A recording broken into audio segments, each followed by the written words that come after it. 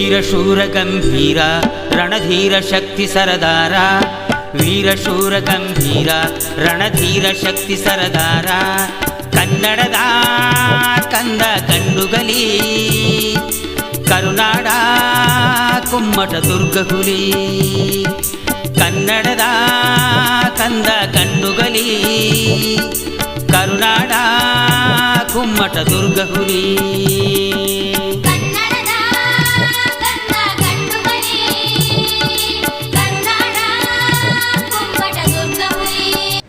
ಸ್ನೇಹಿತರೆ ನಮಸ್ಕಾರ.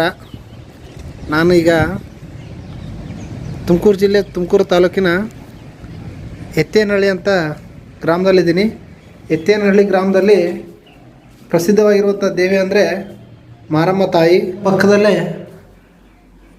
ಕನ್ನಡ ನಾಡಿನ ಸಾಂಸ್ಕೃತಿಕ ನಾಯಕ ಗಂಡುಗಲಿ ಕುಮಾರರಾಮನ ದೇವಸ್ಥಾನ ಇದೆ. ನೀವು ನೋಡ್ತಾ ಇರ್ಬೋದು, ಇದೇ ಗಂಡುಗಲಿ ಕುಮಾರರಾಮನ ಶಿಲ್ಪ. ಇದನ್ನು ಶ್ರೀರಾಮ ಅಂತ ಕರೆದು ರಾಮದೇವರು ಅಂತೇಳಿ ಪೂಜೆ ಮಾಡ್ಕೊಂಡು ಬರುವಂಥದ್ದು. ನಿಜಕ್ಕೂ ಕೂಡ ತುಮಕೂರು ಭಾಗದಲ್ಲಿರ್ತಕ್ಕಂಥ ಹೆಚ್ಚು ಪ್ರತಿಯೊಂದು ಹಳ್ಳಿಯಲ್ಲೂ ಕೂಡ ಕುಮಾರರಾಮನ ಶಿಲ್ಪಗಳನ್ನು ನೋಡ್ಬೋದು. ನೀವು ನೋಡ್ತಾ ಇರ್ಬೋದು, ಈ ಶಿಲ್ಪ ಎಷ್ಟೊಂದು ಪುರಾತನ ಆಗಿದೆ ಅಂತ ಅನ್ನೋದಕ್ಕೆ ಸಾಕ್ಷಿ. ಕೈಯಲ್ಲಿ ಬರ್ಚಿಯನ್ನು ಹಿಡಿದಿರ್ತಕ್ಕಂಥ ಕುಮಾರರಾಮ ತನ್ನ ನೆಚ್ಚಿನ ಬೊಲ್ಲ ಕುದುರೆ ಮೇಲೆ ಕುಳಿತುಕೊಂಡಿದ್ದಾನೆ. ಸೊಂಟದಲ್ಲಿ ಕಟಾರಿ ಇದೆ, ಕೈಯಲ್ಲಿ ಬರ್ಚಿ ಇದೆ. ಹಾಗೆ ನಾವು ಕುದುರೆಯ ಕಾಲಕ್ಕಾಗಿ ನೋಡಿದ್ರೆ ಇಬ್ಬರು ಮುಸ್ಲಿಂ ಸೈನಿಕರ ರುಂಡ ಕಾಣ್ತಾ ಇದೆ ನೋಡಿ. ಈ ಭಾಗದಲ್ಲಿ ಆ ಮೂರ್ತಿ ರುಂಡದ ಕೆಳಗಡೆ ಗಡ್ಡ ಬಂದಿರುವಂಥದ್ದು ಮುಸ್ಲಿಮರನ್ನು ಮೆಟ್ಟಿ ಹೋರಾಡ್ತಕ್ಕಂಥ ಸನ್ನಿವೇಶವನ್ನು ಈ ಶಿಲ್ಪದಲ್ಲಿ ಕೆತ್ತಿರುವಂಥದ್ದು. ನಿಜಕ್ಕೂ ಕೂಡ ಕುಮಾರರಾಮನ ಕುರಿತು ನಾವು ಎಷ್ಟು ಮಾತಾಡಿದ್ರು ಕೂಡ ಕಮ್ಮಿ ಅನಿಸುತ್ತೆ. ನೀವು ನೋಡ್ತಾ ಇರ್ಬೋದು, ಎತ್ತೇನಹಳ್ಳಿ ಅಮ್ಮ ಕುಮಾರರಾಮನಿಗೆ ತಂಗಿ ಅಂತಂದೇಳಿ ಇಲ್ಲೆಲ್ಲರೂ ಜಾತ್ರೆ ಉತ್ಸವಗಳನ್ನು ಮಾಡ್ಕೊಂಡು ಬರ್ತಾರೆ. ಕುಮಾರರಾಮ ಕೂಡ ಎತ್ತೇನಹಳ್ಳಿಯಲ್ಲಿ ಮಾರಮ್ಮ ಜಾತ್ರೆಯ ಸಮಯದಲ್ಲಿ ತಾನು ಕೂಡ ಉತ್ಸವ ಮೂರ್ತಿಯನ್ನು ಇಲ್ಲಿ ಕರೆತಂದು ಅತ್ಯಂತ ವಿಜೃಂಭಣೆಯಿಂದ ಈ ಒಂದು ಉತ್ಸವಗಳನ್ನು ಇಲ್ಲಿ ಜನರು ಆಚರಣೆ ಮಾಡ್ತಾರೆ. ಕುಮಾರರಾಮನ ಕುರಿತು ಇತ್ತೀಚೆಗೆ ನಾನು ಒಂದಿಷ್ಟು ವಿಡಿಯೋ ಮಾಡಿದಾಗ ಎತ್ತೇನಹಳ್ಳಿಯಲ್ಲಿ ಕೂಡ ಕುಮಾರರಾಮ ಇದನ್ನು ಅಂತಂದು ಕಮೆಂಟ್ ಮಾಡಿದರು. ಅದನ್ನು ಹುಡ್ಕೊಂಡು ಮತ್ತೆ ನಾನು ದೊಡ್ಡ ಸಾರಂಗಿಗೆ ಬಂದಿದ್ದೆ. ದೊಡ್ಡ ಸಾರಂಗಿಗೆ ಬಂದ ನಂತರ ಮತ್ತೆ ಇಲ್ಲ ನಾನು ನೋಡ್ಕೊಂಡು ಬರ್ತೀನಿ ಅಂತೇಳಿ ಅಲ್ಲಿ ಸ್ನೇಹಿತರು ಬೈಕ್ ಇಸ್ಕೊಂಡು ಬಂದಿದ್ದೀನಿ. ನಿಜಕ್ಕೂ ನಾನು ನೋಡಿ ಕಣ್ಣಾಂಜಲಿಗಳು ತುಂಬ್ತಾ ಇದ್ದಾವೆ. ಇನ್ನೂ ಎಲ್ಲೆಲ್ಲಿದೆಯಪ್ಪ ನೀನು ಅಂತಂದ್ಬಿಟ್ಟು ಮೈಯೆಲ್ಲ ರೋಮಾಂಚನ ಆಗ್ತಾಯಿದೆ. ನಿಜಕ್ಕೂ ಕುಮಾರರಾಮ ಕನ್ನಡಿಗರ ಕುಲದೈವ ಅಂದರೆ ತಪ್ಪಾಗಲಿಕ್ಕಿಲ್ಲ. ಇವತ್ತು ಎಷ್ಟೆಲ್ಲ ವಿದ್ಯಮಾನಗಳು ನಡೆದರೂ ಕೂಡ ತನ್ನ ನೆಲೆಯನ್ನು ಉಳಿಸ್ಕೊಂಡಿದ್ದಾನೆ. ಈ ಒಂದು ಇತಿಹಾಸ ಇನ್ನೂ ಹೆಚ್ಚಿಗೆ ಬೆಳಕಿಗೆ ಬರೋದರ ಮುಖಾಂತರ ಕುಮ್ಮಟದುರ್ಗದ ಕುಮಾರರಾಮನೇ ಈ ದಕ್ಷಿಣ ಭಾರತದ ಒಡೆಯ ಅಂತ ಹೇಳೋದಕ್ಕೆ ತಪ್ಪಾಗಲಿಕ್ಕಿಲ್ಲ.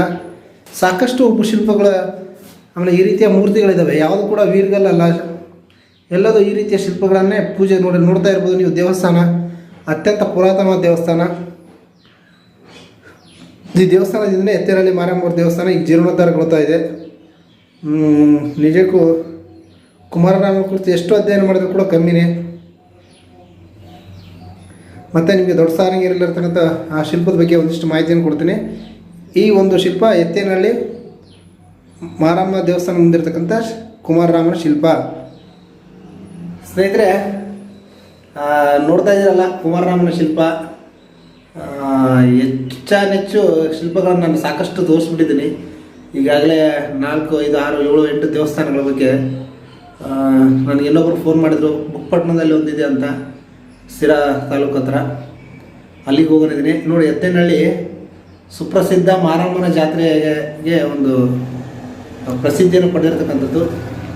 ಆ ದೇವಸ್ಥಾನದ ಮುಂಭಾಗದಲ್ಲೇ ಕುಮಾರರಾಮನ ಶಿಲ್ಪ ಇರುವಂಥದ್ದು. ಹಾಗೆ ಜಾತ್ರೆಗಳಲ್ಲಿ ಅಗಲಕುಪ್ಪೆಯ ಕುಮಟರಾಮ ಇಲ್ಲಿಗೆ ಬಂದು ಉತ್ಸವಗಳಲ್ಲಿ ಪಾಲ್ಗೊಳ್ತಾನೆ. ಇಬ್ಬರು ಅಣ್ಣ ತಂಗಿಯ ರೀತಿ ಸಮಾಗಮ ಆಗ್ತಾರೆ. ಮತ್ತೊಂದು ಸ್ವಾರಸ್ಯಕರ ಒಂದು ಘಟನೆ ಏನು ನಡೀತಂದರೆ, ಈ ಎತ್ತೇನಹಳ್ಳಿಯಲ್ಲಿ ಮಾರಮ್ಮ ದೇವಿಯ ಜಾತ್ರೆ ಸಮಯದಲ್ಲಿ ಆಗ ಕುಮಾರರಾಮ ಇಲ್ಲಿಗೆ ಬಂದಿರೋಲ್ಲ.